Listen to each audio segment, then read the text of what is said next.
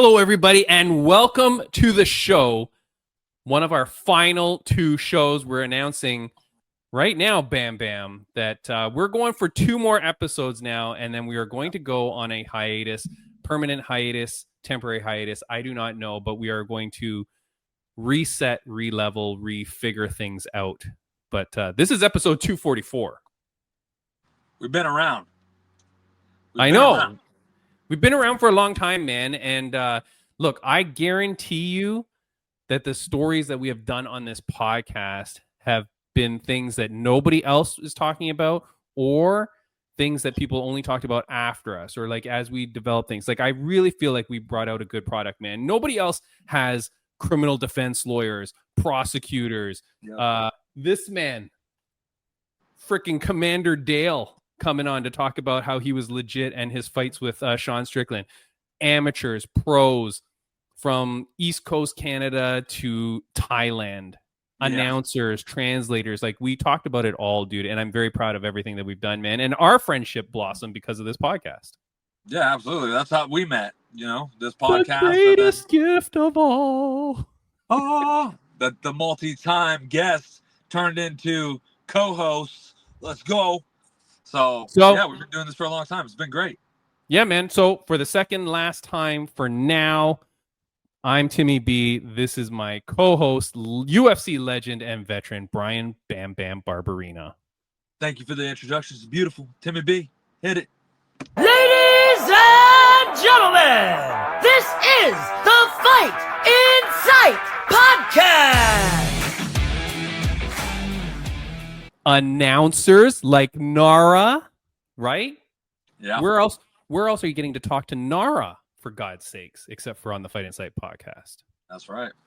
Can I also say I've also been scouting talent like nobody else in this business, dude, because I had on announcer Big Mo Mamoritz, who now is the guy in friggin' Jake Paul and who did the Tyson Jake Paul fight. That dude's career is on a blast. Yeah, I think, we really bring on a lot of people that aren't just in the limelight, in the spotlight right now. We're bringing up the people who are building their way up. We're talking to them, multiple times as they climb the ladder. And then when they do hit that big show or get in the spotlight, we're right there talking with them yet again. And I think we're really bringing some talent up front to people. Everybody needs to start tuning in, realizing this is what it's all about. Dude, today on the podcast, we have a very interesting interview, man. So you're going to have known based on like the thumbnail for this, but like we talked to a young man, Cody Jerome, who's a Muay Thai fighter out of Calgary, Alberta, Canada. And, or was it a different city? But Alberta, Canada, right? And he was signed to ONE FC. He's no longer signed to ONE FC. But in talking to him, he then reveals this whole thing about the hydration test. Yeah. And so you're going to see this interview, which we recorded a few weeks ago. And then you and I kind of almost had to sit back and figure out what the hell was going on. He references a video, which then you and I watch. And the link for it is in the show notes, which I really encourage you to watch. After we show you this interview, then we're going to talk about the video that we watched on it. And we'll go through all our thoughts on this, man. But, dude, it's been pretty crazy. Can I say, before we get to it, one other person that has hit superstardom after I interviewed is Ali Mack. Yeah. That girl, dude, from Australia, she's a model. She was just doing some small videos on Instagram. Yeah. And, dude, now she's out there having dinner with freaking Marab, having dinner with Alex. She's doing interviews all over, dude. She is super famous. Like, super famous. Yeah. Like, it's pretty crazy, man. Like, I'm so proud of her too. Destiny McCubbin, yes, absolutely. Freaking have her on, and now she's traveling to Abu Dhabi for her next Power Slap thing. Yeah, exactly. I'm still not cool with. but has her own, doing a lot with. Dude, she's doing her thing now. Her podcast, In the Corner with Destiny McCubbin, while we are on hiatus. Make sure that becomes your favorite podcast, because support her, man. Like, she's a very cool chick, man, doing her thing. Yeah. Friends of the podcast update. I should do that before we get on with everything. I apologize to some of the fighters that we were going to have on this show. Like, we had a few booked, man, but with everything that's happening, we're kind of going on pause. I will still be doing interviews on millions.co. So I'm still going to do interviews there. And for the people that I wanted to get on in order to help them continue to get social media clips and stuff like that, I'm going to do them there. So I'm going to do Janisa Morandin. I'm going to do her. She's an Invicta vet. She's fighting on November 7th. El Necio David Diaz, the absolute crazy, insane bare knuckle fighter. I definitely want to talk to him. So I'm going to do that on Millions as well. Jake Peacock, who we have his interview set, is going to release in 2 weeks. He fights at 173 on November 16th. This Saturday at Octagon 78. And the Octagon people, dude, I love them. Katharina Lehner, the German gypsy, who's been a friend of this podcast. She co-hosted at one point. Nice. She's fighting in the co-main event this Saturday, October 18th. Wow. Yeah, dude, awesome. She has a huge opportunity for Katharina Lehner. She's fighting a girl who's like, I think 6-0, maybe 7-0. She's the hot thing there in Octagon. If Katharina Lehner, who is a experienced fighter, can take her out, she takes away all that spotlight. She's German. She's the goddamn German gypsy. Yeah. She can steal the spotlight in Octagon MMA very quickly. Absolutely. Take all that momentum. Dude, steal it. Take the smoke, as the young kids say. Who else? Look, dude, for all our friends of the podcast, man, congratulations to everybody doing their thing. Of course, Jessica Borga did not get the win at BKFC, but it was a crazy fight. She put on one hell of a show. I can't wait for her to be back. She's recovering now. That was a fantastic fight, though, dude. And like Jessica Borga never disappoints. And I will say, I just saw that Cecilia Bolander out of Octagon MMA, she just has surgery on her knee, so we're wishing her the best of luck as well. Yeah. Best healing up for that, for sure. Yeah, for sure. So anyways, Bam Bam, let's go now to our interview with Mr. Cody Jerome. Very interesting interview. Muay Thai fighter. You'll hear about it in the introduction. Bam Bam, here we go. Yes. All right, Bam Bam, look, one of my friends reached out and said, you got to get this guy on. This is Cody Jerome. He's the guy that you should talk to. And look at this recent post he did. So he posted about being released from ONE FC, and I reached out to him, and he was so gracious to say that he'd come on. So I'm very excited to talk to him. I'm going to give him some hard questions, Bam Bam, as we like to do. Look, this man, he's a Canadian Muay Thai fighter out of Lethbridge, Alberta, Canada, who next competes at the Muay Thai World Cup on October 18th for the vacant WBC International Middleweight title. After winning the Road to One tournament in November of 2023 and earning a 6-fight contract, he got shelved. He wasn't given a fight until 2025, and then he's released after that, after one fight. Now, this man is a Canadian and therefore a very polite gentleman, of course, but I need him to get real here. So let's introduce, ladies and gentlemen, please welcome Cody Jerome. Hey guys, thank you for having me on. Absolutely. What's up, my man? How are you? Coming on. I'm doing good. How about yourselves? Not bad. Now, where are you? Your background looks like a dojo. Yeah, I am actually at work. Oh, we're actually I'm in the office today, but we're actually closed. It's a holiday today. Okay. But I'm just here doing a few things. Good quiet place to get an interview in. Yeah, for sure. Yeah. You're either in your office like I am, your work office like you are, or in your car like Bam Bam. Let's go. This is like it's like a conference room. You guys can see it here. Oh, nice. Okay. So what do you do for work? Are you allowed to say? I work for my family business. It's an exterior company called Exteriors by Leroy and Darcy. Oh, nice. So like exteriors of homes and things like that? Yeah, businesses, homes. We do roofing, siding, gutters, pretty much all things exteriors. Very cool, my man. That's very cool. And that's your family business, like your family? Yes. Yeah, my dad owns it. Oh, very nice. Cool. My grandpa started it, so does he? Been in the family for a while. Yeah. So do they give you a hard time when you say, "Hey, I need to take some time off work because I got to go beat some people up"? No, they're very understanding. I'm very lucky in that way. They're very understanding. All right. They let me a lot of time. They give me a lot of time to train. Very nice, my man. Yeah. So look, in the intro, we talk about it, and I want to get right to it, right? But in the intro, we talked about it, and then, so you win the Road to One. Like, holy moly, congratulations. Like, that is a huge thing, and I'd have to think for your career as you're going through that tournament, like it's just your dream, right? To be able to get there, to be able to get to what I believe is the pinnacle for Muay Thai and kickboxing in the world today. You know, you go, you achieve that, and then for some reason they shelve you for so long. How does that work? Because the first thing I'll say is that people will say, well, the contracts guarantee that they offer you fights. So did that not happen? It didn't happen, unfortunately. You know, it wasn't what we thought it was going to be. Winning that tournament was a huge milestone in my career. So we thought, right? We were very excited to win that, and you know, to fight in one of the world's largest martial arts organizations, right? Like that's where I've always wanted to be. You know, I was game for it and everything. And, you know, right after we won that tournament, I thought, you know, we're going to have that contract signed and we're going to be in that ring within a few months, right? That's what I thought, right? Yeah. It didn't turn out that way, right? We didn't get that contract till March or April. We fought November. I won that contract November 25th, 2023. And I didn't actually get the contract till I think it was early April of 2024, right? You know, every month they said, you know, it's coming, don't worry, you know, it'll be here tomorrow, right? Never came. We're like, what's going on, right? So that already right there, that was a little sketchy. Yeah, some red flags. So definitely some red flags, right?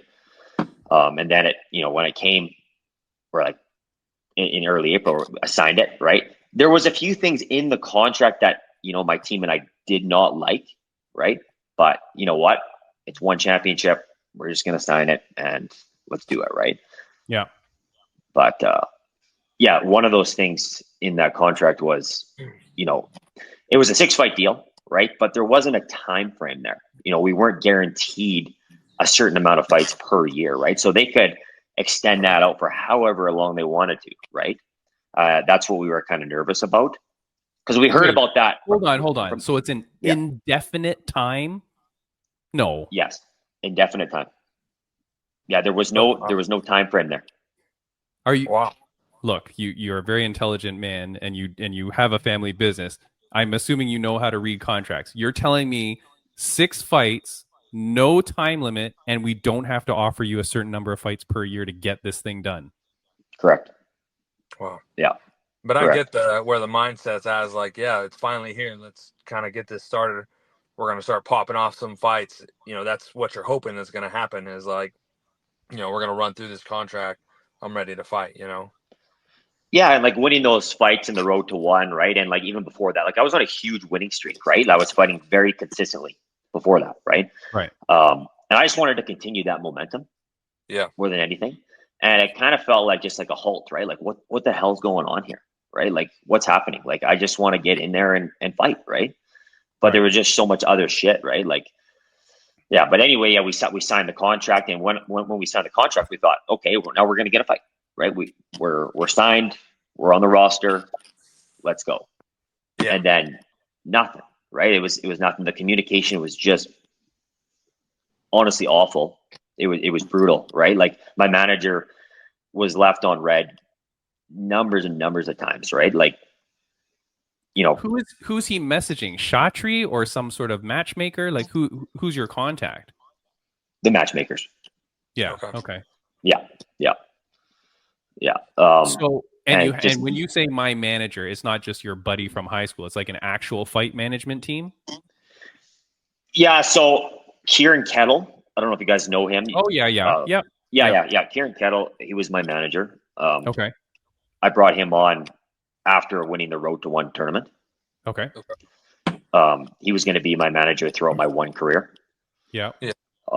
So yeah, he was in contact with them, and you know, being so frustrated with like the lack of communication, like I just wanted to know what the hell was going on over there, right? And I requested to speak to them directly, right? Like I wanted to get on a Zoom meeting with them, like with the team there, right? With the matchmakers, like what's happening here, guys? Like, and they refused, right? They said, you know, we don't talk to fighters directly. Because we only talk to your manager, or because we just don't talk to anybody ever? We just talk to the managers. That's it. Did you fire your manager right away then? Yeah. What if you manage yourself though? I don't know. I don't know what would happen in that situation. Yeah. But yeah, like 2024 was very very hard for myself and my team, right? Like I can imagine. we wanted to be active, right? We're like, what's happening here? Just the uncertainty of everything was just very tough for me and like everyone around me, right? In the fall there, I think it was November, we finally got a fight offer against Luke Lisi in January 11th of 2025. Yeah. And we're like, okay, awesome, let's do it. Yeah. Well, okay, And, to be fair, what are you going to do at that point? They could have offered you Francis Ngannou and you'd go like, yeah, fine, just take the fight. Like, you've iced me for over a year. That I don't want to glaze over that point though, right? Because they freeze you for that long that they could have done anything and you just take it. Like, they put you in a very awkward position. They did, for sure. Yeah, like I would honestly, I would have fought anyone, right? It didn't matter. I just wanted to get in there and do it, right? And just get paid, right? We were promised like this big contract, all this money, right? Like, hey, let's and to be clear, and I appreciate you allowing me to chip in every now and then. Yeah, you're not getting paid during this time. Nothing. Yeah.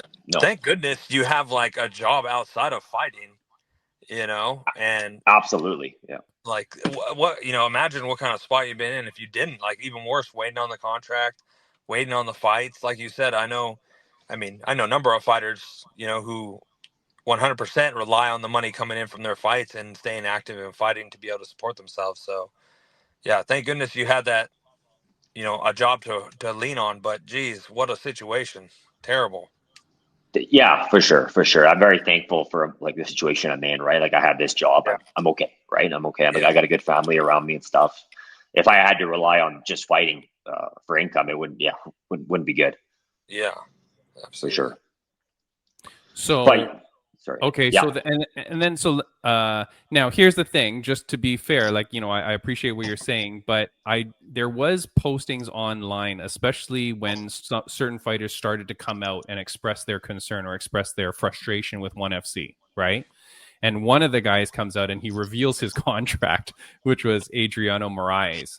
And so I have it on screen here. There's a whole bunch of points that this article that went through it kind of highlighted some of the awkward things here in the contract.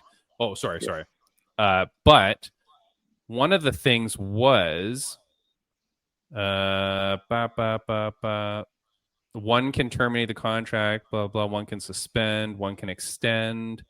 I thought there was something that said here it is in his contract from what this organization, this was an MMA Knockout.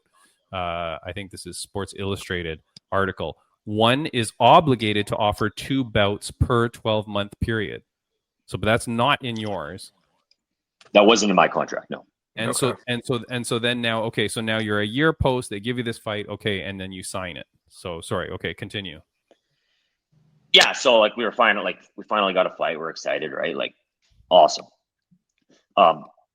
So training camp went pretty good. It was finally here. The fight was finally here. We went to Bangkok about 10 days prior. And then there was this hydration test, right? That we've never experienced before, right? But you knew about it. Oh, I knew about it. Yeah, I knew about it. And I hired someone to come with me to beat this test, right? So I wanted to be prepared. Like, I didn't just freaking wing it, right? Yeah. So can I just ask before you move on to this? It's funny because we this is episode 244 maybe of the show, right? And I've been following around ONE FC forever, and I'm a big fan of ONE FC, to be fair. Like, I do like them, and I want them to succeed because I want places like you to have somewhere to fight.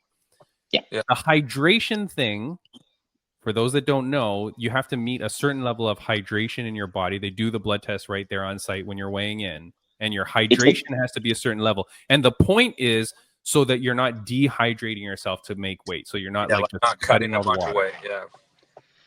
So it's not a blood test. It's a urine specific gravity test. That's what it's called. Okay. Well, they don't do that live on stage, but go ahead. Yeah. So it's a very flawed test. Like, if you really look into it, right? Like, anyone that knows anything about weight cutting will tell you that the test is absolute bullshit, really. Like, it really is. It does not tell anything about cellular hydration, right? So this test makes fighters cut more weight, actually, because how these guys beat this test is they will cut a couple pounds past their weight class, the weight limit, and fill up on distilled water, fill their bladder up with distilled water. So they're cutting that an extra, usually 1.5 to 2 pounds, right? Which is more dangerous. Filling up on distilled water and then, peeing, right? Having their bladder full and then passing this test, right? But really they're not hydrated at all, right? They're even more dehydrated. I thought, right? but I thought the hydration. Okay, but the hydration test is when they take your pee, they're testing it for a certain amount of water in your pee. Like, they're not just testing to see if you can pee, right? I apologize. No. There's like a little. They used to do this for even like when I would get tested by USADA and stuff like that. They would still test your pee. It's like a little. What the fuck's my camera? And they're like a little monitor thing, and they drop a couple drops of your pee on it. I don't know if it's the same unit that they use, but the one they had for us was like they drop a couple drops of the urine on this thing, and then it reads back a number of like the hydration. Yeah. Yes. Yeah, it's like a pen. It's kind of like a pen. Like you pee in a cup, right? So, like someone watches you pee in a cup, they take the cup and then they stick this pen into the cup, into your pee, and it'll give you a number, right? Okay. And so just so you know, Cody, because not, although I love 1FC, not a lot of people watch it. Thing is, people fail this test all the time. Like 1FC has at least a few fights, almost every card fall out because people are not beating that hydration. And now what you're telling me is that whereas I thought the hydration, the point was to try to keep people closer to their natural weight class, right? By telling them, hey, don't cut so much because you're not going to meet the hydration. You're saying they actually cut more and then use this technique to try to cheat. Like almost like a refuel backup. Yeah.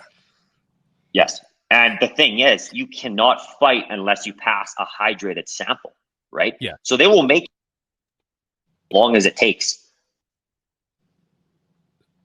Sorry, hold on. Right? So in my situation. Sorry, go ahead. Sorry? I think there was a little bit of a glitch. Yeah, so like in my situation. Okay. Yeah, so in my situation, so I made weight, right? I think I weighed in at my first attempt was 153.6 or something like that, right? So well under the limit, right? But I failed the hydration test, right? But if I would have been able to just rehydrate right there and then, I would have been in a way better spot come fight time, right? Yeah. That wasn't the case. So I had to be under 160.5 pounds for this fight to happen while passing a hydrated sample. So what I had to do after weighing in is go pound a bunch of distilled water and go get back in the sauna and cut it again and try to hold that water in my bladder, right? My electrolyte balance was way already like getting down to 155 pounds for me is tough, right? Like I walk around at 180, 185 pounds, right? It's a pretty big cut. Yeah. So I'm already in like a pretty depleted state, right? But I made weight, right? I should have been able to rehydrate and just good to go from there, right? Yeah. But after I weighed in, nope, didn't pass the hydration test. You got to go and pass this test, right? So yeah, I had to go back in the sauna, pound a bunch of distilled water, threw my electrolyte balance way off. My coaches, they wanted to pull me from the fight, right? Like I didn't let them. Looking back now, I should have, right? I was no way, shape, or form to fight in less than in 24 hours, right? No way I was able. Like I wouldn't. I knew I wouldn't have been able to go in there at 100%, right? And my coaches knew that too. But I flew all the way to Bangkok from Canada, right? I'm gonna fight, right? Frick, yeah. Mm-hmm. So yeah, I ended up passing the hydration test after 5 or 6 attempts, right? And I had to stay up till 3 o'clock in the morning to do it. Wait, hold on. How many times are you allowed to keep weighing in? As much as it takes. Yeah, so you can just keep peeing, right? Like if you can, right? You can just pee in a cup. But you have But you have to remake the weight again every time. Yeah. So yeah, you have to. So if you drink water, I drank all the the distilled water that they gave me, right? Yeah. Went over 160.5 pounds, right? Yeah. But I had to hold that in my bladder and cut some more water out of my body. So I had to go back in the sauna and sweat it out. right? And I had to keep doing that all night until I passed this test, right? But, Which is okay. Are you just insane and you're doing this, or do you think this is what other 1FC athletes are doing? No, I was there at the weigh, and there was a number of athletes that were doing the same thing as me. Wow. Right? They were up to all hours of the night trying to pass this test.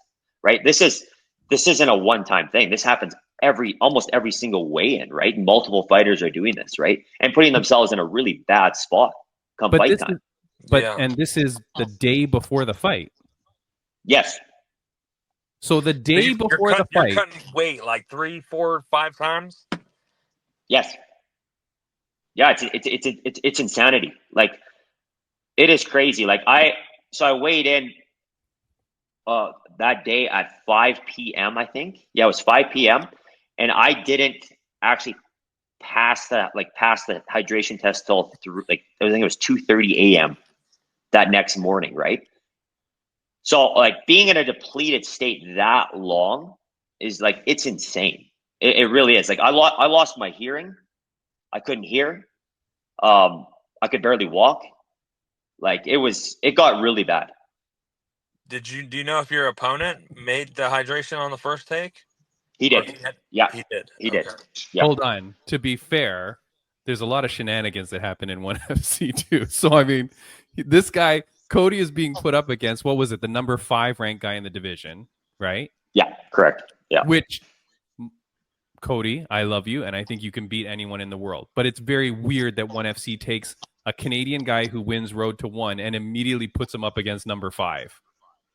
Like, I don't even get how that works, to be fair. Like, what, you know what I mean? Shouldn't they be trying to build you up? Like, you're a star, you know what I mean? For sure. Yeah, they had no intentions of doing that with me.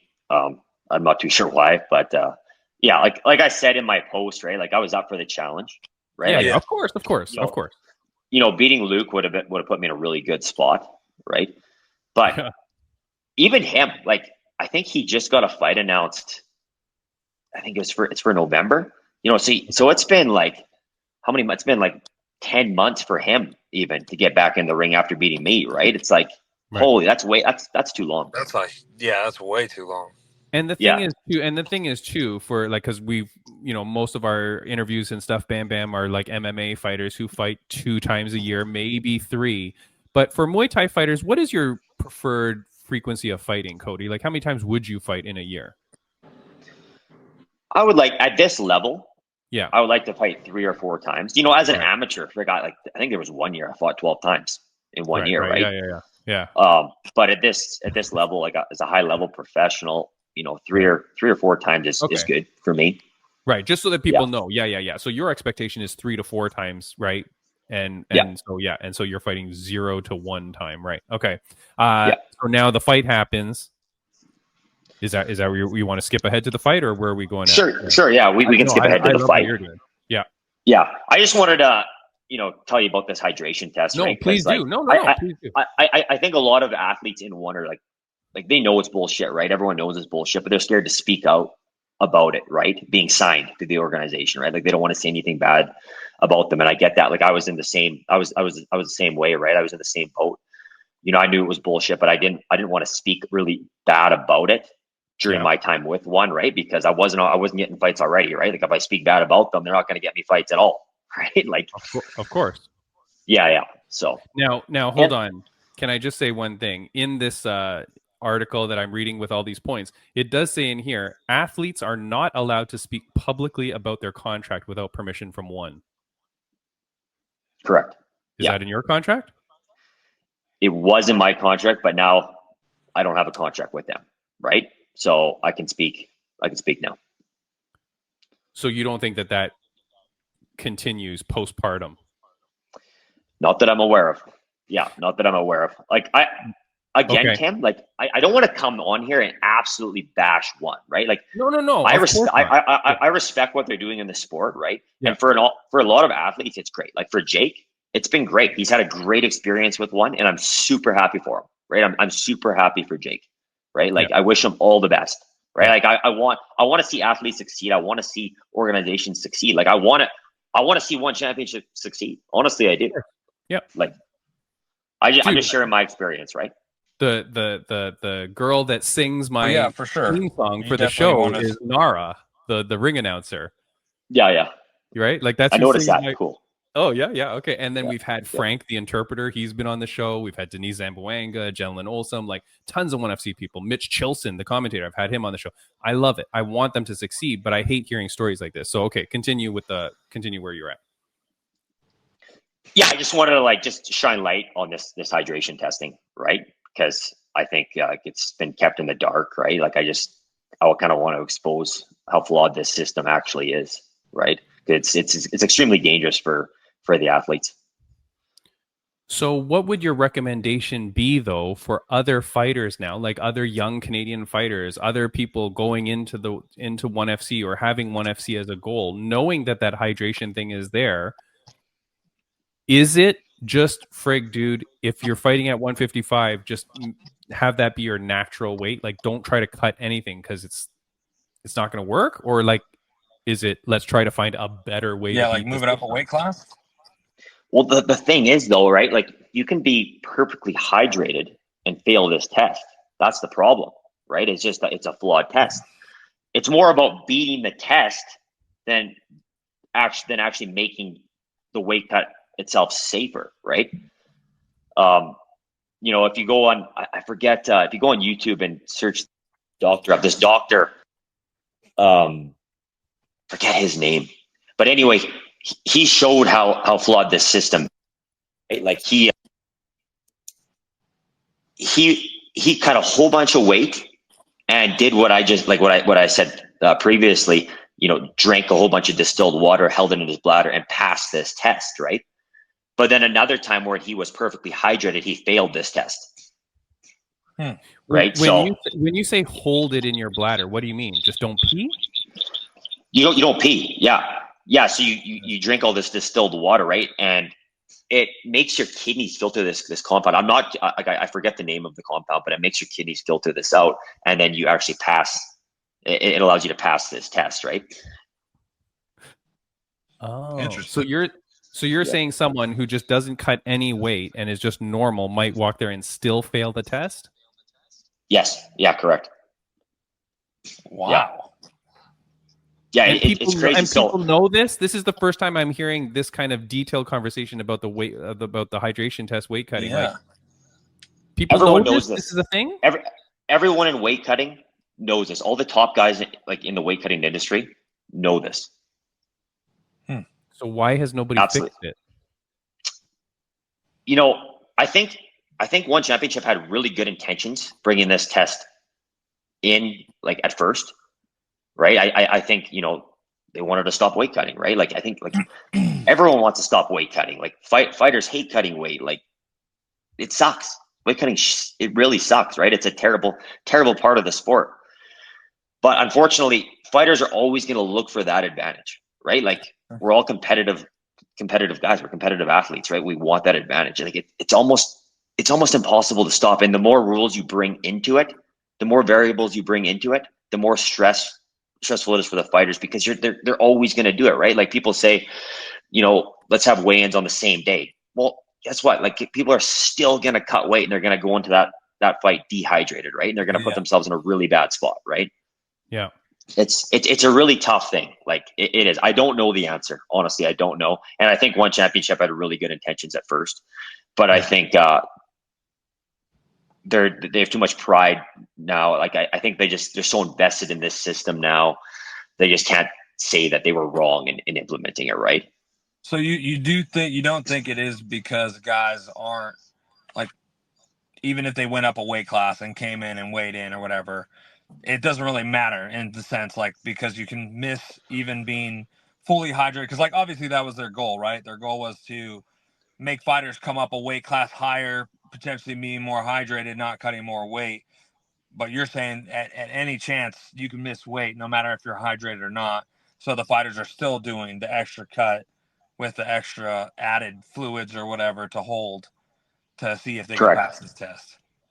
Correct. Yeah, correct. And there's some guys now, some weight cutting guys that guy from I think his name's Pete from Condition Nutrition. He works with a lot of one athletes. He seems like he's got this test dialed now, right? He knows how to get his athletes to beat this test pretty much every time, right? I don't even know if maybe he's had 1 or 2 fails, but and when you say, just to clarify, when you're saying beat the test instead of pass the test, why do you use that word? Because it's more about beating the test, right? It's not about passing it. You're not actually showing that you're hydrated, right? Like I said before, right? It's just I see. Find the edge either way, right? They're gonna. I see. So the term hydration test is a bit of a fallacy. Like it's not really measuring your hydration. It's just measuring this thing, and you just have to beat that score. Yes. Yeah. And if they actually really wanted to do a hydration test, they could do blood work there, right? I think that's a little bit more of an accurate way to assess cellular hydration. Yeah. But who wants to get their blood taken? Yeah, nobody. At a weigh-in, right? Yeah, exactly. Yeah. But it is funny though, because when I watch the weigh-ins a lot, which is just this, it's a very, like, if you watch the actual weigh-ins for 1FC, it's live on YouTube, and it's really just a few guys at a table, and then they just wait for people to show up, and sometimes there's like 20 minutes where you're just watching nothing happen. But they always give the guy like a little vial. I always assumed it was blood. I had no idea it was their pee they were handing the guy. Yeah, it's their pee. Yeah, it's honestly crazy. Like I heard about like how dramatic the one weigh-ins were prior to going there and seeing them in person. But like when I seen the weigh-ins in person, at first I was like, oh my goodness, this is a disaster. Like I can't believe like this is going on right now. Like why are like these athletes are looking like zombies at 1 o'clock in the morning trying to pass this stupid pee test. It's like, what the hell is happening here? Like this is not safer. This is crazy, right? So something has to be done, right? Something has to be done. Yeah, like they have to scrap this test, right? They have to, and they're just going to keep on. Like how many world champions in one have lost their belt on the scale, right? It's like, I don't know the number, but it's a pretty large percentage. It's a lot, man. It's a lot. I mean, here's the thing too. Okay, so I do want to move on though. So are you okay for time? Because we're we're good. I told you this was gonna be 6 hours. So you do your fight. So can we get to the point though where like as this is all happening, I feel like while this is happening, like after you win the road to one, after you get signed, this is around the time when there's a lot of public outcry from athletes saying, I want to be released by one, I don't like one, and and there's a lot of fighters coming out around that time. Yeah. You're still there, good intentions, you feel everything is good. Okay, so you do this fight, it doesn't go your way, and then what happens between then and your release? So right after the fight, I told them what went on. Like I had a terrible weight cut. And like one thing too I want to say is I don't want to take anything away from Luke. Right? Like Luke went in there and did his job. He beat me, right? Like it's easy for me to say, oh, it was 100% the test. It was 100% the weigh-in, right? Like that's easy for me to say, right? Like I do think like that was a large percentage of it, right? Like I definitely did not go in there at 100%. Like I probably had no business being in there, but you can't take anything away from Luke, right? He went in there and did his job. He had a good performance. Yeah. But anyway, after the fight, we asked to get back in there within a few months, right? Like, well, I'll weight class then, or I'll hire someone else to help me beat this test, right? I was thinking about hiring Pete from Condition Nutrition because he seems like he knows what he's doing. And they were like, so I told them that I was like, yeah, we want back in there right away. They're like, okay, sounds good. So went home, flew back to Canada. Nothing. Like month after month went by, and we're like, what the hell, right? Here we go, another year like this, right? Like, I just wanted to get redemption, right? Like I wanted to get back in there and just and prove myself, right? Like I'll prove that I belong in there with the world's best, right? Like I'm one of the world's most elite kickboxers or Muay Thai fighters, right? Stupid question before you go on. Your contract obviously restricts you from being able to compete anywhere else in any kind of combat sport. I would have to ask for their permission. Yes, it does restrict me, but if I got their permission, they would let they would let me fight somewhere else. But I wouldn't be able to fight like on an organization like Glory or Rise or K1 or any of their competitors. Yeah, right. I wasn't allowed to fight on any of them. You just be able to fight in my backyard league that I'm running. Yeah, pretty much. Yeah. Yeah, pretty much. I pay you in Skittles, by the way, so it's not going to be very lucrative. But okay, can I ask though, during this time when they're not giving you a fight, did you ask them at all? Hey, can I go fight somewhere else then, or no? Because you're still. We were just hoping, right? I didn't really. I wanted to get paid, right? We were promised all this money, and like I just wanted to get paid, right? I didn't really want to go and fight on some local show for $1,000, right? I was kind of. So I had interviewed Celeste Hansen, who was the first female to set foot in the Lumpini Stadium after winning the Road to One herself. She's an Australian girl. She at the time she told me her contract was $100,000 over 6 fights. Was that what yours was? It was supposed to be. Yeah, it was supposed to be. It didn't quite add up to 100,000. Yeah, it wasn't what was promised. But it was still better than any if I actually fought those 6 fights, right? It was still better than anything I'd get anywhere else, pretty much, right? But did you at least get paid 1/6 of whatever it was for that one fight?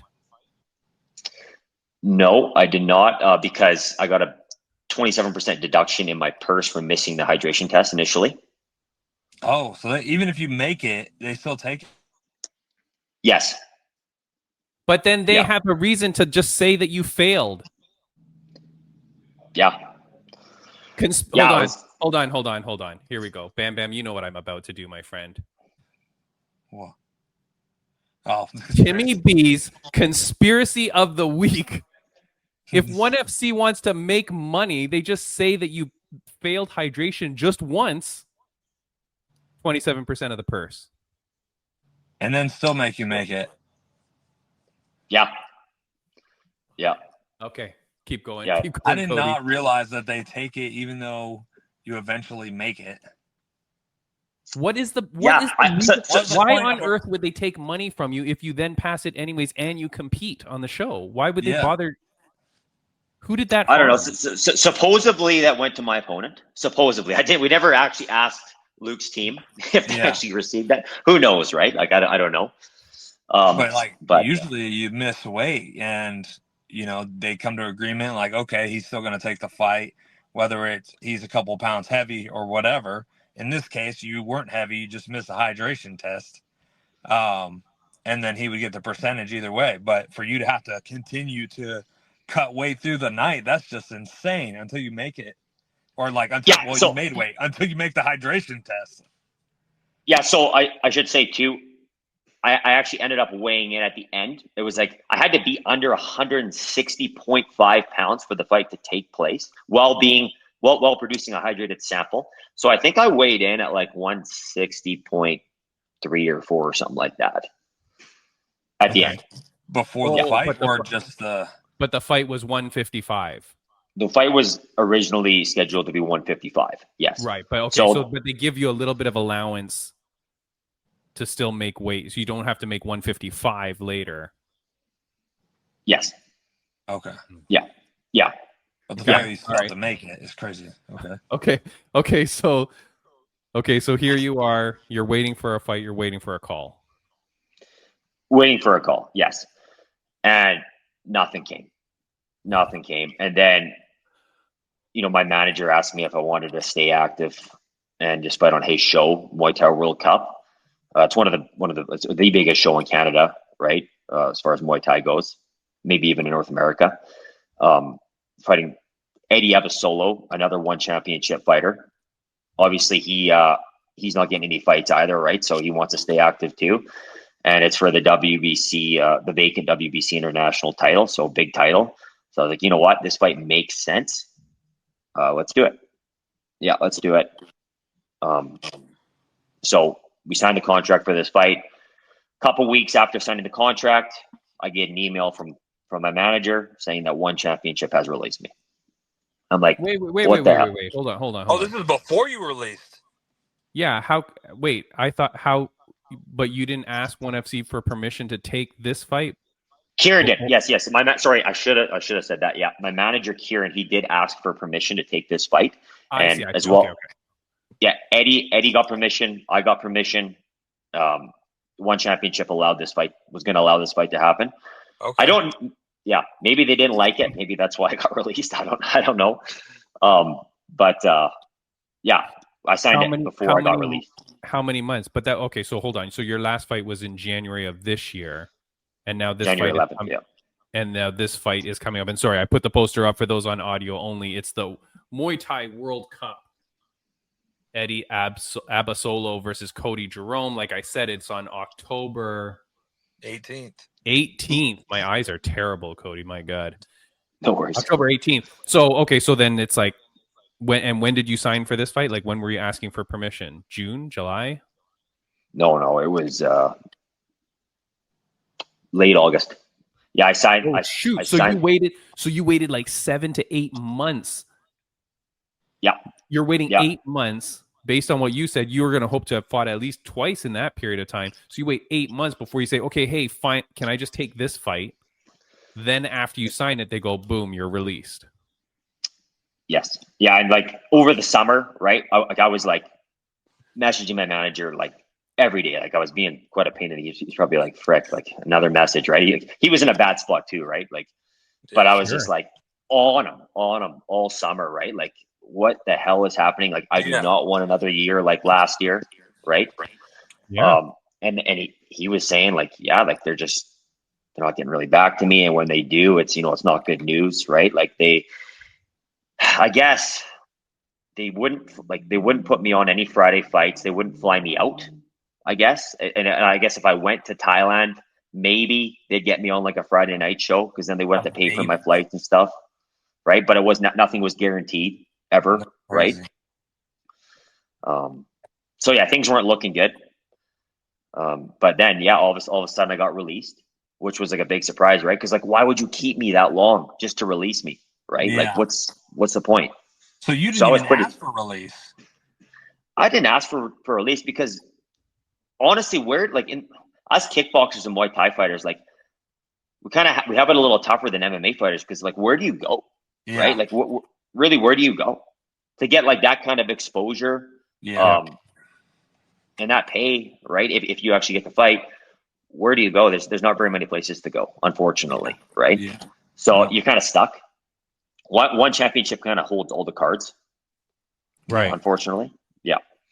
Well, and that's the thing, right? Being a monopoly or being a monopsony, however you want to call it, similar to UFC, right? But in reality, I feel like ONE FC is even bigger in terms of having the monopoly when it comes to kickboxing and Muay Thai, because whereas at least UFC has other organizations around the world, like really aside from Glory, which I haven't seen Glory in forever, man. Yeah. It is really hard to see Muay Thai and kickboxing fights anywhere else aside from that one. Yeah. Yeah. Look, man, I appreciate all this time you're spending with me. Yeah, I do want to ask though, I got so many questions, but what would you suggest for Muay Thai fighters? And I mean, like, you've outlined the problem of the hydration, which any young kid now gets the contract for one, he's going to have to go and deal with that. So, but like you said, this is the only place. I mean, and people are upset. People are expecting their release from ONE FC. I can understand why, based on what you're saying. What is your advice then to fighters? Is to just start figuring out the hydration test now, get with those organizations like you said now? Like, don't risk that first fight? It's tough, Tim. It's tough. I would say, unfortunately, like I don't want to say this, but I would say for young kickboxers and Muay Thai fighters, go to MMA, go to boxing. Wow. Yeah, that's what I'd say right now. Like I hope ONE Championship, turns things around, or another organization comes up here in the near future and starts to promote big kickboxing and Muay Thai fights. Because honestly, it's my favorite sport, right? It's so exciting, right? Like, when people watch UFC, that's what they want to see. They want to see the stand up, right? Like, when they go on the ground, they get booed all the time, right? So like, that's what people want to see. I don't get why it hasn't taken off here in North America. Like, I don't understand it. Because it's so exciting, right? It really is my favorite sport to compete in and to watch, right? So I don't want to say that, but that young kickboxers and Muay Thai fighters should go to a different sport. Like, I don't want to say that at all, but like, if they want to make a career out of this and make some money, it probably is the way to go, right? If you want to fight for a career, right? Even if it's not like the career or money, but even if it's like, hey, I just chasing, no pun intended, but if I'm chasing glory or chasing like just the fame of it, like it's a tough place to go. Like this could happen to you. You know what I mean? The fighters that are asking for their release, the fighters that are angry, have any of them reached out to you after this happened to you to figure out, hey, how did you get released or anything like that? No fighters in particular reached out to me. But a lot of podcasts and stuff have reached out. And I was debating whether I should come on here and talk about this, right? Because like I want to be professional, right? I don't want to come on here and bash one championship, right? Because like I said before, I wish them well, right? I wish them well. Yeah. I'm just sharing my experience, and there is other fighters like Jake, right? And guys like Nico Carrillo and stuff like that. Like, they seem like they're having a really good career with one, right? Like, one's treating them really well, and good on them, right? That's awesome. Yeah, right? It's just crappy that the way it worked out for you, right? It's like you didn't get the chance to be able to have the career with one. Yes, just strung you out in a sense more than kept you active, like they are, with them. And what's the reasoning? Only they know, right? But to be fair, I don't know anybody that they're really keeping active. Like, a lot of fighters, Cody, seem to fight once and then you really don't see them again for quite a long time. Like, I try to follow as much as I can. I watch Friday Night Fights a lot, because like Celeste Hansen was on there. A couple of my other friends have fought on that show. So I try to watch and I try to support them. But it's really hard, man. There's not a lot of rankings. Like I said in the intro of the show too, ONE FC, they just reported that they were scrapping the rankings in 3 of their MMA divisions. It's really hard to even understand who's ranked in some of these things because you'll see someone fight and then you won't see them for a long time. There's like maybe a handful or a couple handfuls of people that you see fight on a semi-regular, but not enough that I get to understand who the people are or the rankings. Yeah. It's hard to follow in that regard, right? Because you see this guy, he puts on a good performance, and then you don't see him again for a year, sometimes 2 years, right? Yeah. Right. It's like where did that guy go, right? Yeah, and how do you build stars like that? It's really hard because the people want to follow these people, they want to continue to watch them. If they're fighting once a year, once every 2 years, like there's no build up, no nothing. When they come around again, because it's all fizzled out. It sucks. Absolutely, yeah. No, for sure. And like it seems like they're for these Friday night fights, right? Like they're putting a lot into that, and they're giving these ties, right? Like pennies to fight, right? Like they're getting these guys on because they like that's what they can. I think that's what they can afford, right? Like these contracted fighters, they got to pay these guys and girls a little bit more, and I don't think they want to, right? I don't think they have. Maybe they don't have the funds for it, right? Maybe that's why we're not like these contracted fighters aren't getting fights, right? I don't know. Yeah. Oh, you think that all the local guys, the Thai, the Asian fighters over there, that they might not be on contracts like yours? I mean, specifically, probably not as lucrative as the winner of Road to One. But but then they can just pick people up literally off the street and go, hey, do you want to fight on Friday Night Fights? And then pay them whatever with no risk. Yeah, that's honestly, that's what I think that's happening, especially as of late. God dang, man. Yeah. All right. Well, I mean, look, I hope all the best for you, man. This interview was everything I wanted it to be, though. Yeah. Actually, way more, because aside from you just coming on and trashing them, you came on, gave a very educated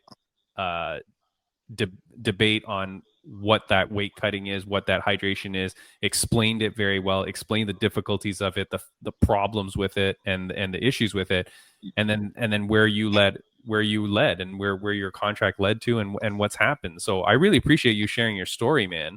Yeah, you stayed really respectful too, and just really voicing your opinion and what happened to you, and just in a sense urging others to be aware and hope that it doesn't happen to them, and still encouraging One Championship to kind of get it together and wish them well as building a promotion, and hopefully things get better for the future.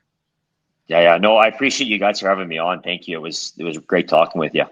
Yeah, and just to be careful, right? Like I think like it's important for young athletes, like you said, Cody, like for young athletes just to be careful where you go, think about what you're going to do, and then maybe listen to some of these stories, which tell them to go to the Fight and Sight podcast and listen to your story, Cody, because I have literally never heard this before about the hydration test. And I do a lot of stupid, useless research. Like I look into things like crazy, and I've never heard this explained like the way you're explaining it. Yeah. Yeah, there's a doctor on YouTube that has a good video on it. He can explain it a lot better than myself. Send it to me after. Yeah, I would send it to me after so I can link it. Will do for sure, 100%. Yeah, because I'd like to know about it. And look, man, here's the thing. Congratulations to you on winning the Road to One anyways, dude. It is freaking it's an achievement that not many have. I do want to highlight, you know, when you look at Cody, 10-2 record, professional kickboxer, Muay Thai, Road to One tournament champion, WBC Canadian champion, MTWC Sutina tournament champion, Fight Night K1 champ. The accolades go on and on, my man. And now you can add on to your Instagram, one-time Fight and Sight podcast guest. Sounds good. Edit it now. Call the manager. Edit it. Put it at the top. Yeah. Cody, one last question I'm going to ask you, my man, before we let you go. On a scale of 1 to 10, my mom used to ask me this question every day of my life growing up. On a scale of 1 to 10, Cody Jerome, how happy are you? I'm happy that I got a fight now. Yeah, I'm 10 right now currently. Yeah. Very nice. Dude, I'm very happy for you, man. Congratulations. I'm sorry that you went through all this. I really appreciate you sharing your story with us. And thank you so much. All the best. Please do come back on the show. I'd love to talk to you again. And good luck on your fight. Go get that title belt. Yeah, thank you. Good luck. It's great talking. Yeah, thanks, guys. Absolutely. Yeah, I'd love to be back on here after, for sure. Be great. Thanks, man. See ya. Look forward to it. Nice to meet you. Thank you. Yep. See ya. And we're back. Yeah. The magic of time travel, Bam Bam. There was a great interview with Cody Jerome. Yeah, I think I saw him in my car for that one as well. So yeah, so this looks like we never even did anything. There we go. Yeah, keeping the scenery the same. Except for your hair is getting bigger and bigger. Like now it's very fro-y. Thank you. Yes. Like it's a nice solid helmet look now. Look, man, that interview was very interesting because he was very respectful of the organization. I do want to highlight that, right? Like he continually multiple times says like, hey, I have nothing but, you know, good things for them and blah, blah. I'm wishing them all the best, of course. But you and I came away. And so that was a few weeks ago. We came out of it a little bit scratching our heads. Yeah. Yep. About the, you know, he talks a lot about weight cutting, about hydration tests for the ONE FC, and how they do things over there. He presented a video for us go ahead and check out about the hydration tests. Yeah, which I did find it. He sent it to us afterwards. Yes. So this is it here. That's how it will look on YouTube if you search it. So search Doctor Demonstrates How Fighters Fool a Hydration Test if you're on audio only. It's via MMA On Point, which is a great MMA journalistic site. But that is on their YouTube. That's what we're going to talk about. But yeah, so he sends it to us, Bam Bam. Yeah, absolutely. Yeah, we watch that. When we finished the interview and we were talking, I think you and I, like backstage, I think we were both a little bit scratching our heads. I kept laughing because I had called out during the interview, like, hey, how come you keep saying beat the test instead of pass the test? Yeah. And it reminded me of, I'm not sure whether it was my good friend Bobby King Green. Yeah. Whether he said, I think it was him or someone else I remember interviewing that said, it doesn't matter what the frig USADA does. Yeah. Fighters will find a way to cheat. And actually, by continuing to better the USADA testing, it's actually getting more dangerous for fighters because they're doing things that are crazier and crazier. Yeah. I think, you know, it's definitely one of those things too. And he mentioned this as well. And I'm pretty sure any fighter would tell you is like, you know, these people are, you know, you're going to cut weight because it's all for an advantage. You know, people are always going to continue to push the limits so that that way they can get some kind of any advantage to, you know, in the fight. So if it's cutting more weight, being the bigger person in there, they're going to do it, whether the I know ONE FC started the hydration test in, regards to stopping people from cutting weight, finding more at their natural weights. Right. But again, people are going to push that limit. They're going to find ways to beat the test. They're going to find ways to get around it to still make the hydration and all that. So that way they can still continue to cut the weight to be the bigger guy in there. Right. But the problem is, like, this is why when fighters would fight over there, like, they would be 105 pounders or whatever, but they would be they call their atom weight division atom weight. Here, that's 105, but there it's 115. Yeah. And so everybody's kind of like one weight class up, or like one named weight class up. But that was because the hydration test was meant, in my opinion, man, meant to keep you at your regular weight. Yeah, closer to your walk around weight. Because I think the idea was it's safer for fighters. The hydration test forces you to not cut weight by fear of then not being able to meet the hydration. So naturally, everyone would fight at their natural weight. But what we come to realize in this interview, in all honesty, Bam Bam, because I just figured that really was happening. Now we figure people are still cutting the weight. Yeah. But now this hydration test adds this added danger to them. Well, yeah. And to be fair, it's only dangerous because the fighter's still looking for that advantage. Exactly. Absolutely. And, what I didn't realize and that he brought forth was that, you can make weight and fail the test, and then you have to continue as long as you made weight the first time or whatever, you have to continue to make weight until you pass the hydration test, which seems crazy to me. If you watch the interview, he says it multiple times in there that he was cutting till like 2-3 in the morning of fight day until he made, and that's remaking the weight, not just getting hydrated and passing the hydration test. He has to remake fight weight and then take the hydration test. So we talk to, it's weird on my screen. I can't see like how long we've been recording for, which is really weird. It's not giving me the time. Oh, really? Well, how much time have we done so far? 15 minutes. Ooh, you're breaking the fourth wall there for the audience. Okay. So just let me know if this gets too long. Okay. So we watched the video. Bam Bam and I have now watched this hydration video again, this one here, and I'm gonna explain some things here, right? But so what it is, it's from 2 years ago. So to put that into put that out there, it's 2 years ago. It's an Australian PhD physiologist named Dr. Barley, and that's this guy here. Okay. Now, as you can see on screen, this guy does not look super jacked. I mean, he's got a better body than me, but like, he's not like fighter body. Yeah. Now, I do find out on his LinkedIn, I think it is here. Hold on, this note here. This is his LinkedIn, Oliver Barley, PhD. He's a husband, a lecturer, interested in combat sports, high performance, and hydration. He's got his PhD. He's a kickboxer and a BJJ purple belt. So, dude, this guy is in combat sports. So, like, do not disrespect him. Yeah. Right? It's not just some nerd behind a desk who likes combat sports that does it. Because as I'm watching the video, I'm like, yo, this guy's going to kill himself. Yeah. Like, I don't think, like, he doesn't know what he's doing. Not only that, but like, dude, my body would not be ready for that dehydration. Yeah. You know what I mean? Like, I would literally die. So, now he says through the video, I just have some notes here that I took, right? He says here through the video that he has helped ONE FC fighters, and here we go, trick the test. Yeah. So he's not saying I'm helping fighters pass the test. Yeah. He's saying trick the test. So again, I find it weird the terminology they use.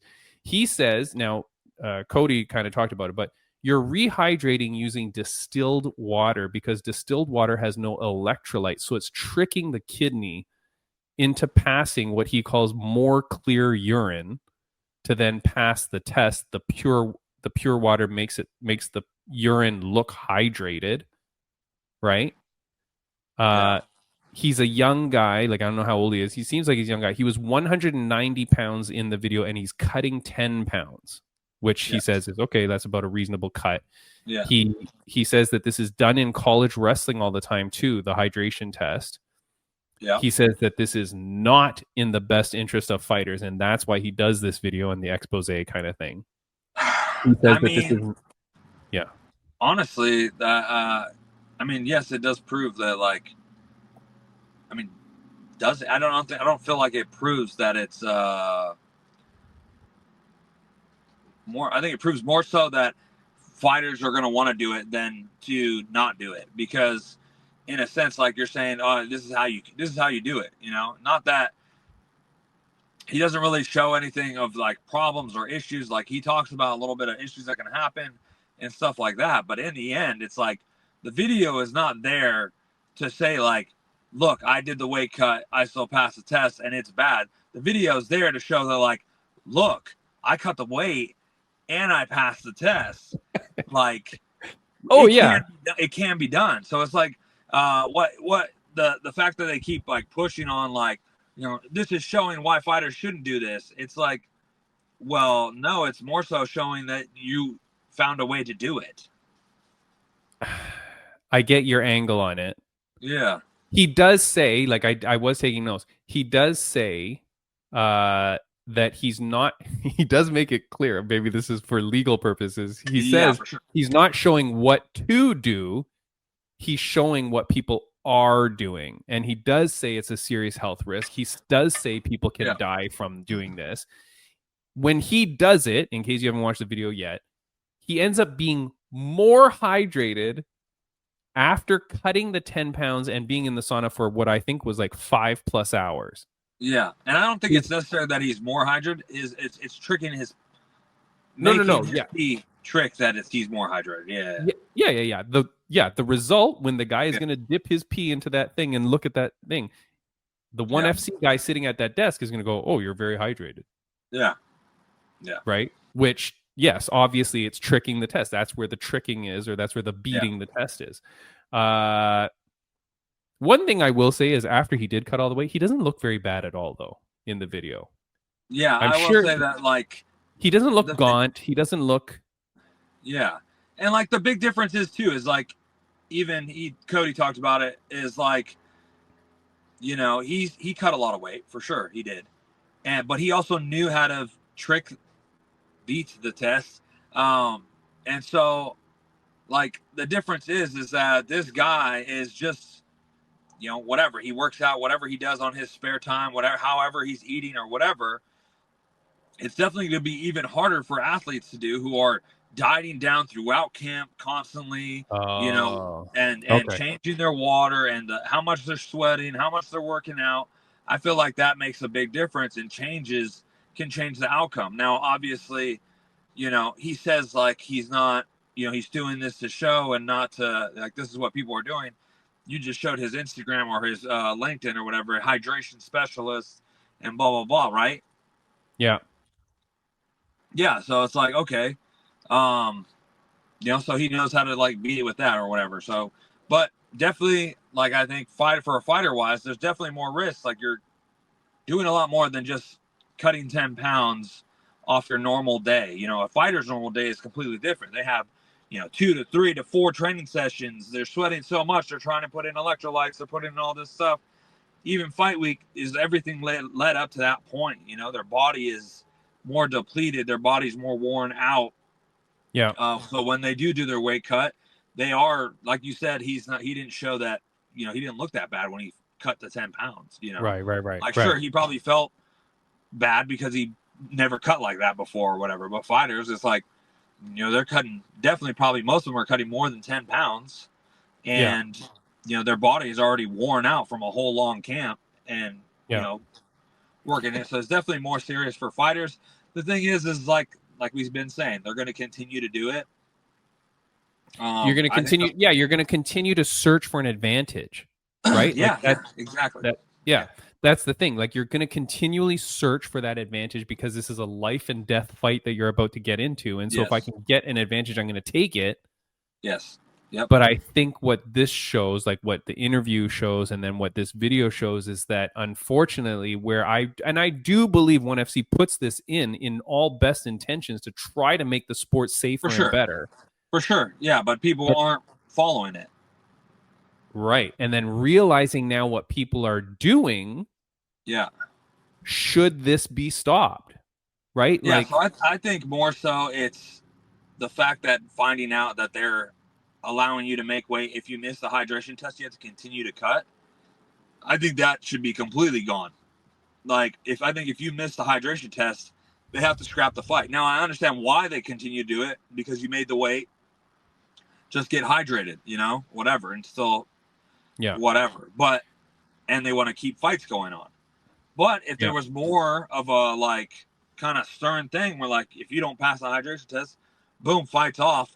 I mean, that's how it should be done, because that would be taking care of the fighters better, in a sense of them continuing to cut to make the hydration test and then, suffering even more. I think that's doing more damage in the end. Now, yeah, but hold on. But if you continue, but the problem is, though, okay, even if you say the fight's going to be off, that's fine. But if you continue to have this hydration clause in the test, you're still going to encourage people to do what this guy does, which is you're still going to cut a crazy amount. They're not encouraging people to do that. No. But now, but if you know now, if you're the organizer, that's If I'm selling, whatever, if I'm selling honey or something like that, and people figure out a way to turn it into a drug and they're injecting themselves, it's dude, maybe I should stop selling the honey. You know what I mean?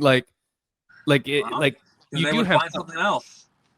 No, I know, but I'm not going to cause it. So if I'm doing this and I've inputted this rule that now is causing a lot of harm to people, or potentially causing undue harm to people, and it's not solving what I wanted, and you should know, right? The organizers there, they must know what's happening, especially if like Cody, you've gone in there and done the hydration 10 times and you're there at 3 a.m. Wouldn't you be wait a second, this isn't normal? This isn't what we thought this would be? Yeah, definitely. I think, I would like to know what percentage of fighters pass the hydration there's always people that don't pass, because I'm such a dork. I'm watching the hydration tests on Thursday mornings. You know what I mean? I do watch it, because I don't know why, because I'm stupid. But what I want to know is not the percentage that fail the hydration test, but of the fighters that fail the hydration test the first time, what's the percentage that it takes them all night to get it working? Yeah.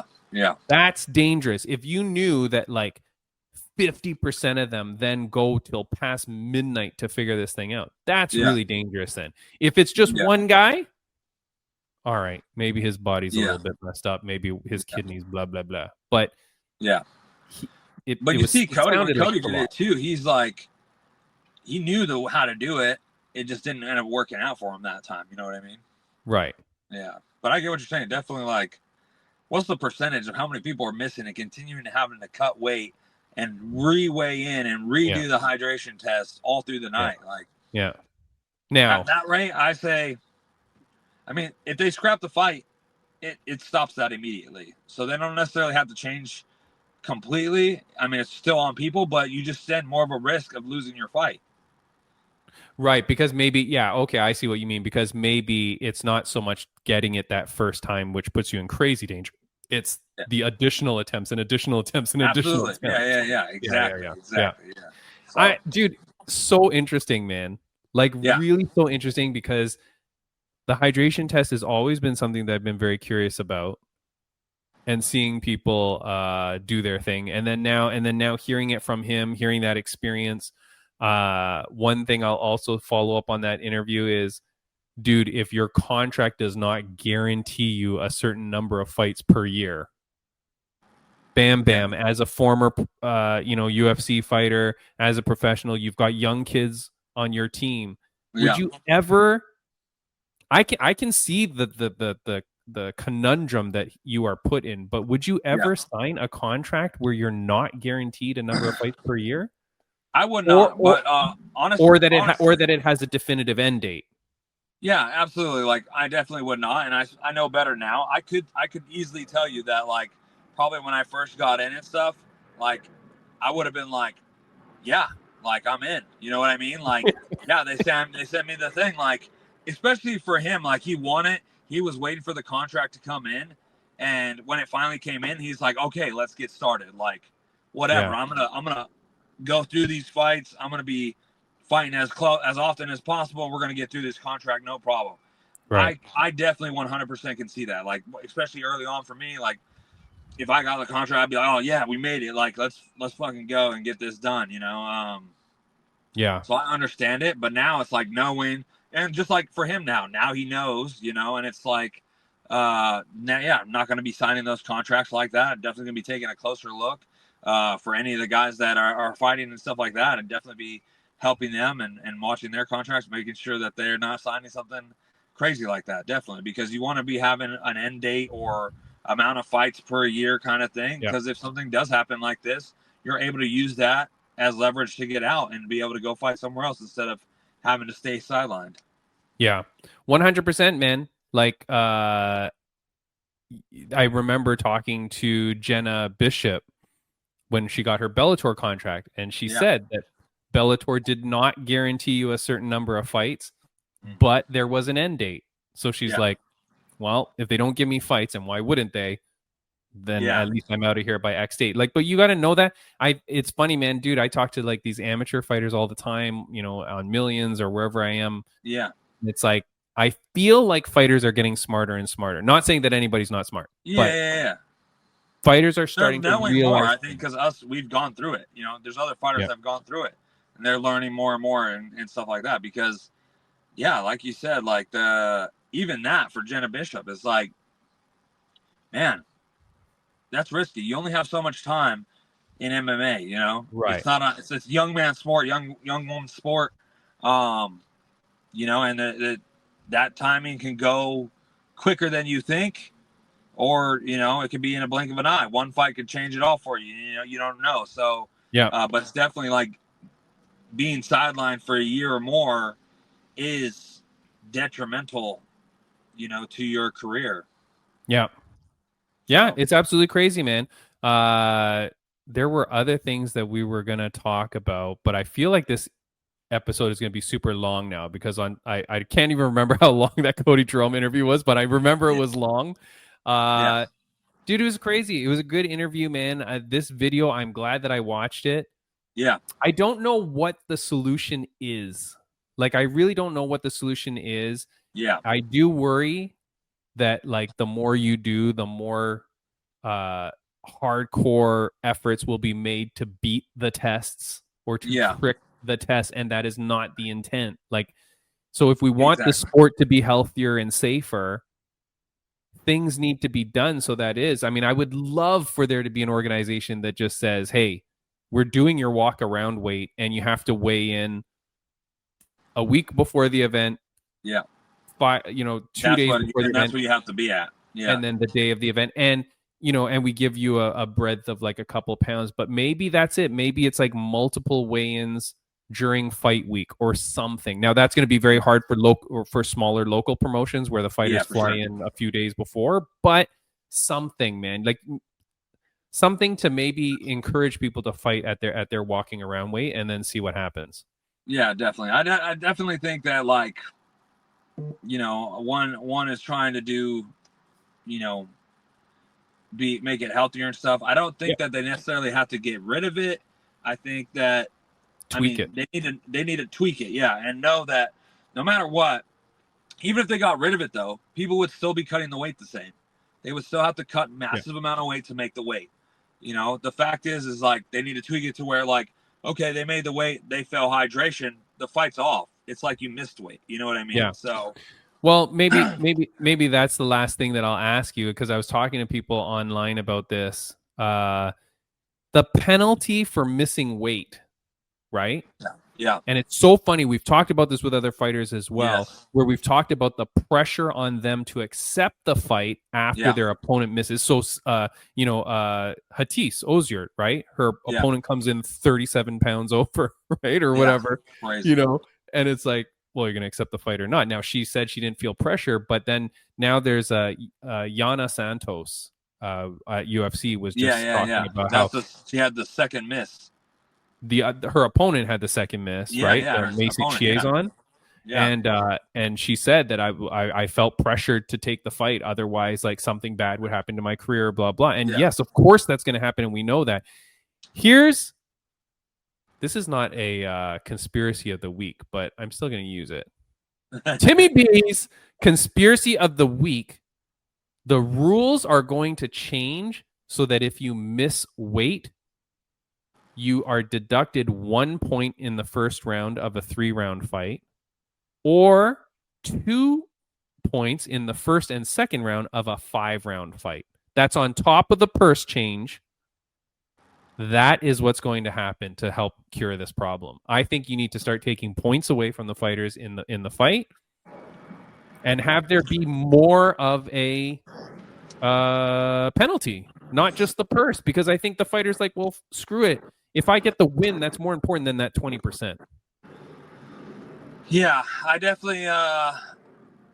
Terrible idea. Good idea. No, I think it's a good idea. I think, but I also think there needs to be more out of the purse. I think it needs to be like almost like, I hate to say this because it's really bad for the fighters in a sense, but I would say like basically you don't get your show money. You only get your money that you win. If you win. You know what I mean? Like, because then it's like you're basically, I mean, it's bad because you're basically fighting for free unless you win. You know what I mean? I know, but hold on.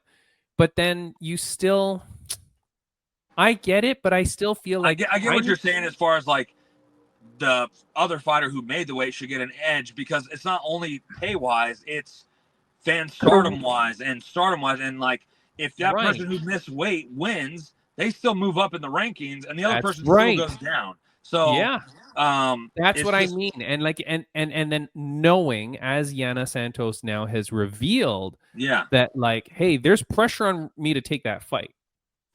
For sure there's pressure, and then there's pressure. But that's the problem. Like, there's that pressure on you to take the fight, and now your career's in real jeopardy. And think about it too. There's all that psychological drama that now goes on in your head too, because you're like, this chick is heavier than me. Hey, this chick is she weight bullying me? Hey, did she do, like, those are things I don't need on fight week. Yeah. I should be able to go in there confident that like, hey, this is the rules. This is it. If she missed weight, good, dude. It's a 10-8 round for me first round if I win, right? Like, yeah, exactly. I just feel like something like. Go ahead. No. Go ahead. Oh, when I first started fighting, it was always brought to my attention how I believed it was and should be was, if you show up and you weigh in, you are guaranteed your show money. You have made weight. So if you showed up, made weight, you were guaranteed your show money. The fight, and if the fight fell out, like because your opponent didn't make weight or they got sick and the fight was canceled, you still were guaranteed your show money. And now early on in my career, prior to the UFC and stuff, I did have some situations where that had happened and the fight got backed out and I made sure I got my show money. Now, there's also been situations where like I've noticed, like with the UFC and stuff, that's not a thing. And not personally from me, but you see people like, did you get paid your show money when the fight was canceled? Whatever, because you made weight and everything. No, that's not it. Their thing is the show money is when you step into the cage. Yeah.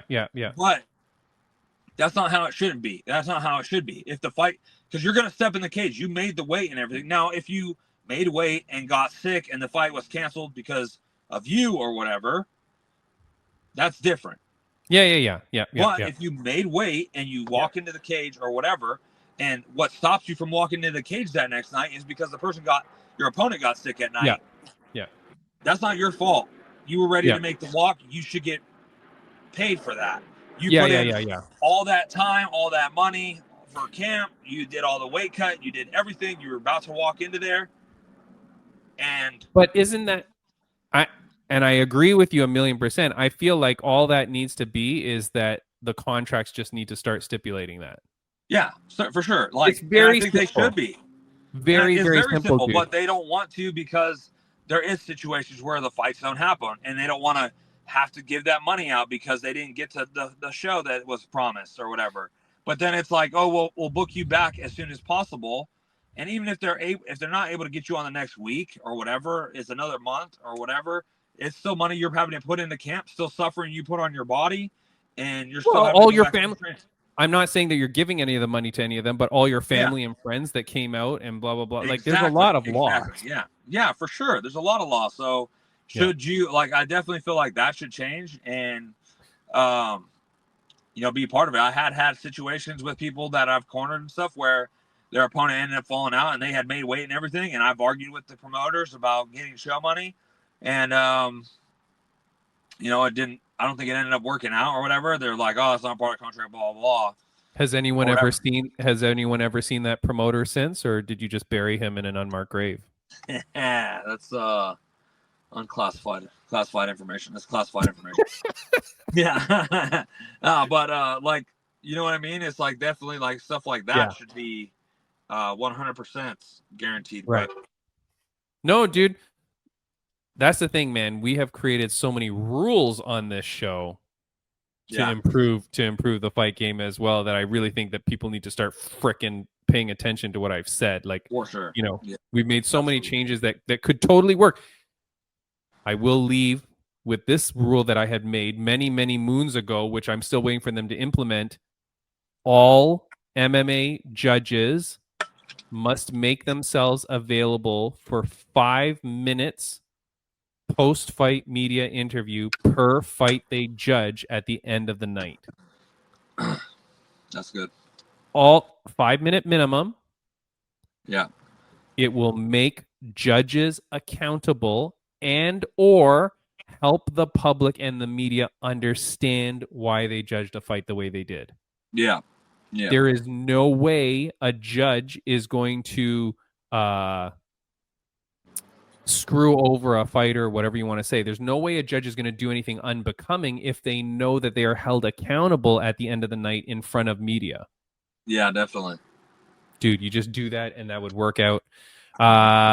Look, that's the end of the show. Yes. Episode 244 in the books. We have one final episode, which is going to come out in 2 weeks. Yeah. It is going to be with the incredible Jake Peacock, one of the most positive guys we have ever had on this show. A very, very good guy, a friend of yours, a friend of mine, a true gentleman. And we'll do that show with Jake, and then we'll talk about some final parting words for people. Bam, bam. Yes. But aside from that, anything you want to say before we're out of here? I just want to say it was a great episode. It was great talking with Cody. He brought a lot of things forward that honestly I wasn't expecting. So it's really cool to be able to get his insight on it as well, being part of the weight cut journey and being part of 1FC. And I know he had continued to have high praise for him, and that's awesome. Like, definitely in the end, he wants the promotion to work. He wants it to be successful. So do we. But there's obviously changes that need to be made, and I'm happy that he's out of there considering what happened with his contract. And he's able to fight again, so that should be exciting for him. Hopefully he's be able to get things rolling really good for him. Again, I'm happy to be part of the Fight Inside podcast. Always an honor to be here. Timmy B, always great talking with you. Thank you so much, and I hope you all enjoy. All right, my friend, we're out of here. See you later. See you in 2 weeks. Bye.